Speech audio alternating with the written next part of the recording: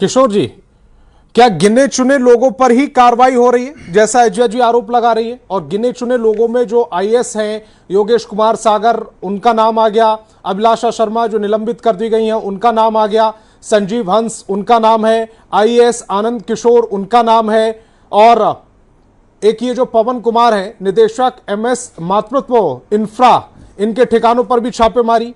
अगर ये गिने चुने लोग हैं और इतने बड़े पावरफुल लोग हैं तो फिर ये गिने चुने लोगों पर ही कार्रवाई कर रहे हैं। देखिए, मैं सुन रहा था विपक्ष के हमारे दोनों साथियों ने बोला है, और आसिफ नाथ तिवारी जी का तो मैं समझ रहा हूँ, तिवारी साहब का तो होमवर्क ही बेहद कमजोर है। इन्होंने दो बातें मुख्य तौर पे कही। पहली बात इन्होंने कहा कि सीएजी में 72,000 करोड़ या 91,000 करोड़ का घोटाला है। मैं स्पष्ट कर दूं, सीएजी का रिपोर्ट पीएससी में पेश होता है।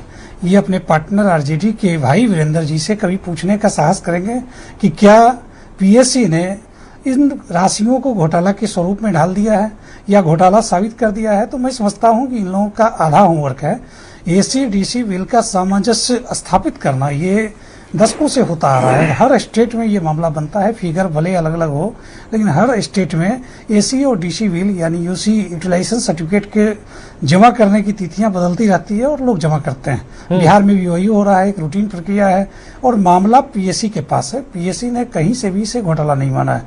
जो 72,000 करोड़ ये बता रहे हैं वो घट के आज के डेट में 18,000 करोड़ हो गया है।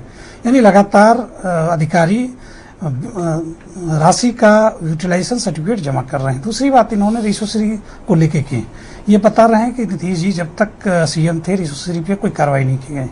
इन्हें मैं बता दूं, रिशोश्री पे पहला रेट भी हुआ था 2024 में ही, ईडी ने रेट किया था, और ईडी ने विदाउट स्टेट गवर्नमेंट के कन्विंस किए हुए, विदाउट स्टेट गवर्नमेंट को एनओसी लिए हुए कभी ईडी रेट नहीं करती है। बाद में एसबीओ ने रेट किया था। तो ये स्पष्ट है कि बिहार सरकार करप्शन के मामले में आज से ही नहीं, 2005 के बाद लगातार हमेशा से सीरियस रही है, और इसी का नतीजा है कि दर्जनों आईएएस आईपीएस या फिर यूं कहें तो पॉलिटिशियंस को जेल जाना पड़ा है।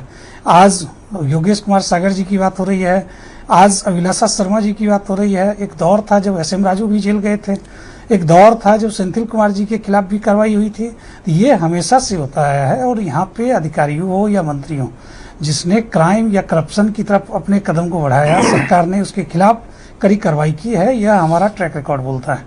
आज भी अगर करप्शन की बात करें तो विजिलेंस का रिकॉर्ड बताता है कि देश के टॉप 3 एक्टिव स्टेट में बिहार आता है, जहां पे विजिलेंस एक्टिविटीज होती है, यानी जो करप्शन करने वाले हैं उनके खिलाफ कार्रवाई की जाती है। हमने उनके संपत्तियों को जब्त किया है। नारायण मिश्र जैसे आईपीएस जो डीजीपी हुआ करते थे, उनकी भी संपत्ति जब्त की गई।